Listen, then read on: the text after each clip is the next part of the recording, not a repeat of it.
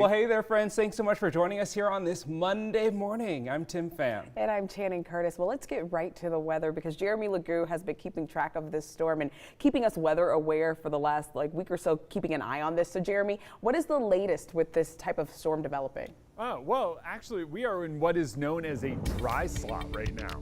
Just a bit of dry air kind of between what we call occluded fronts wrapped around the storm.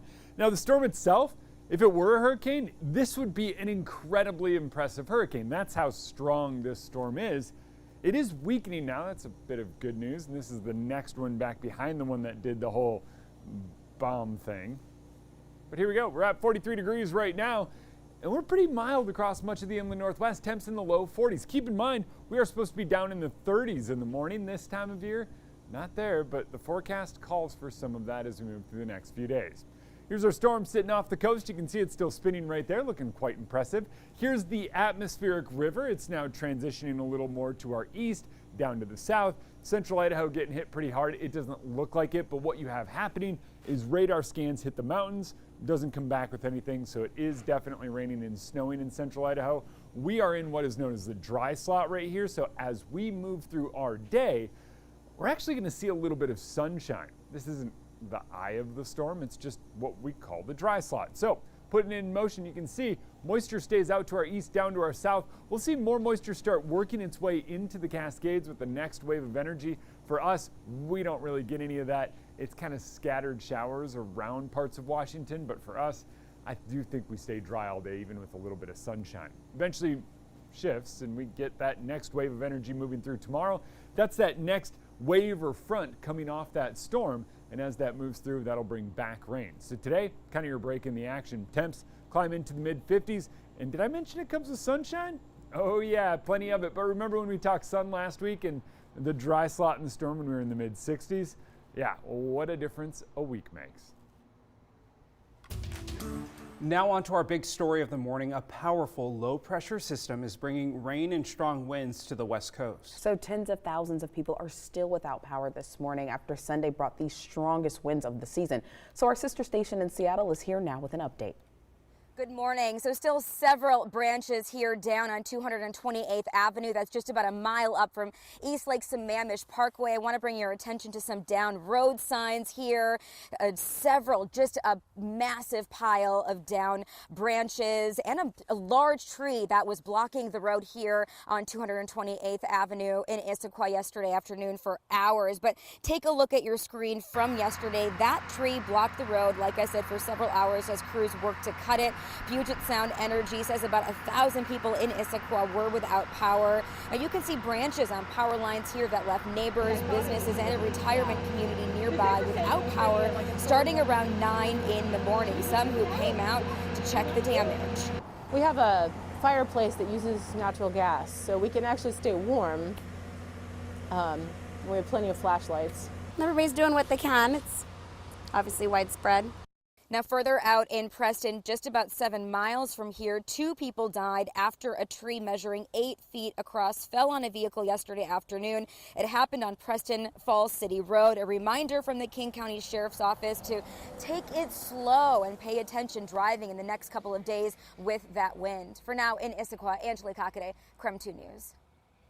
Now, of course, we'll continue keeping track of this storm, but for the very latest information, you can head over to our website, KREM.com. So this morning, we want to know, do you have any questions about the historic storm?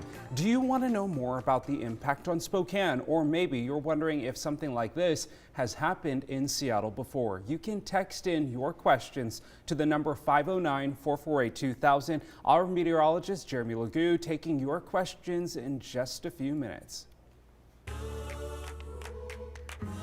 Time now for your morning rush. More news in less time. A child was the victim of a shooting early Sunday morning. Spokane police say a group of teens were walking around East Nebraska Avenue and North Helena Street. This is near Whitman Elementary School. An off-duty officer found the victim with a gunshot wound. They were brought to a hospital and are expected to survive.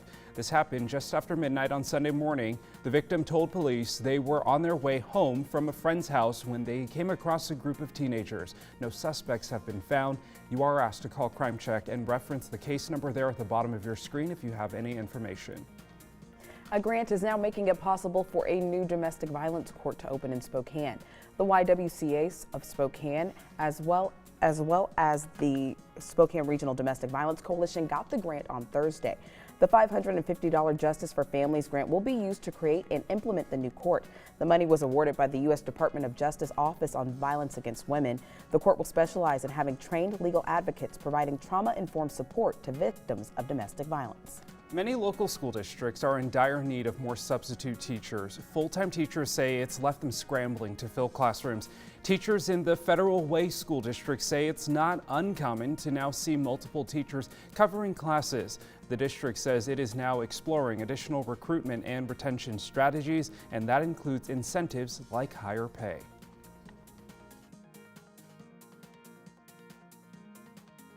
To consistently be in front of my class is very stressful. So teachers say they're worried about the impact the constant changes are having on students. If you're used to skipping the area code when dialing a phone number, it's time to break that habit. Starting Sunday, all local calls needed to include 509 for the call to go through.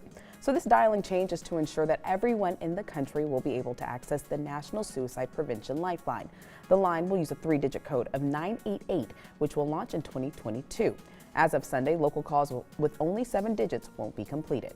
And Lake Coeur d'Alene made it on CBS Sunday Morning over the weekend. Wayne Gretzky's new boat and our beautiful area made it on national TV while they were catching up on Gretzky's life. So we recently showed you his beautiful boat when it was featured in the Coeur d'Alene Classic Boat Show.